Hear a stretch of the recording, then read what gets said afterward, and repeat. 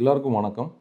இன்றைக்கி நம்ம மார்பிட் ஒபிசிட்டி பற்றி பார்க்க போகிறோம். அதாவது அதிக உடல் பருமன். ஸோ இந்த உடல் பருமன் வந்து எப்போ நமக்கு பிரச்சனை ஆகுது அப்படின்னு பார்த்திங்கன்னா, இப்போ ஜென்ரலாக நம்ம உடம்புல என்னென்ன கம்போசிஷன் இருக்குது அப்படின்னு பார்த்தோன்னா, ஒரு 30% வரைக்கும் நார்மலாக கொழுப்பு இருக்குது. அப்புறம் 40% வந்து மசில் மாஸ் இருக்கணும், அதாவது தசை பகுதி. இது தவிர எலும்பு பகுதி ஒரு 7% இருந்து 10% வரைக்கும் பல காம்போசிஷன் வந்து இருக்குது. பட் எப்போ நமக்கு அந்த டிஸ்ப்ரொபோர்ஷனேட்டாக அந்த காம்போசிஷன்ஸ் மாறுதோ அதுதான் வந்து இந்த மார்பிட் ஒபிசிட்டி வந்து ஃபார்ம் ஆகுது. ஸோ இதுக்கு தான் இந்த பாடி மாஸ் இண்டெக்ஸ் அப்படிங்கிற ஒரு க்ரைட்டீரியா இருக்குது. ஸோ இந்தியாவில் பொறுத்தவரையில் வந்து 25க்கு கீழ் பாடி மாஸ் இண்டெக்ஸ் வந்து நார்மலாகவே இருக்க வேண்டும். 25க்கு மேலே இருந்தாலே அவங்க வந்து ஓவர் வெயிட் என்று சொல்லுவோம். ஸோ 25லேருந்து 30 இருக்கிறவர்களுக்கு ஓவர் வெயிட். 30க்கு மேல் செல்லும்போது அது வந்து ஒபிசிட்டி ஆகிறது. ஸோ 30லேருந்து 35 வரைக்கும் அது வந்து கிளாஸ் 1 ஒபிசிட்டி என்று சொல்லுவோம்.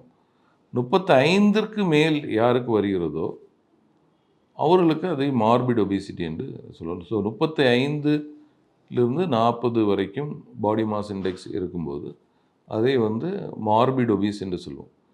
சிலருக்கு இந்த ஒபிசிட்டி உடல் பருமன் கூட சேர்ந்து மற்ற நோய்கள் இருக்கும்.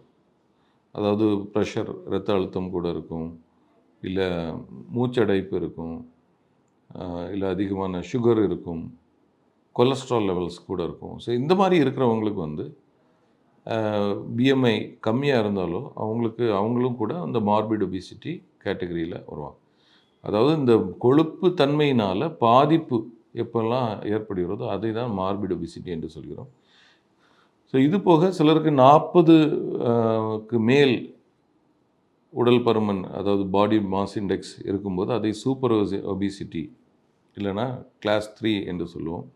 40லேருந்து 50, 50ற்கு மேல் இருக்கிறவங்களுக்கு கிளாஸ் 4, இந்த 60க்கு மேல் இருக்கிறவங்க கிளாஸ் 5. ஸோ இதுதான் பாடி மாஸ் இண்டெக்ஸோட கிளாசிஃபிகேஷன். ஸோ இந்த பாடி மாஸ் இண்டெக்ஸ் எப்படி பார்க்குறது? இது weight by height in metre square. அதுதான் நம்முடைய உடம்பின் எடையை வந்து கிலோகிராமில் வந்து வச்சுக்கிட்டு அதை வந்து ஹைட் இன் மீட்டர் ஸ்கொயர் நம்ம டிவைட் பண்ணிட்டா போதும், அதில் இந்த பாடி மாஸ் இண்டெக்ஸ் வந்துவிடும்.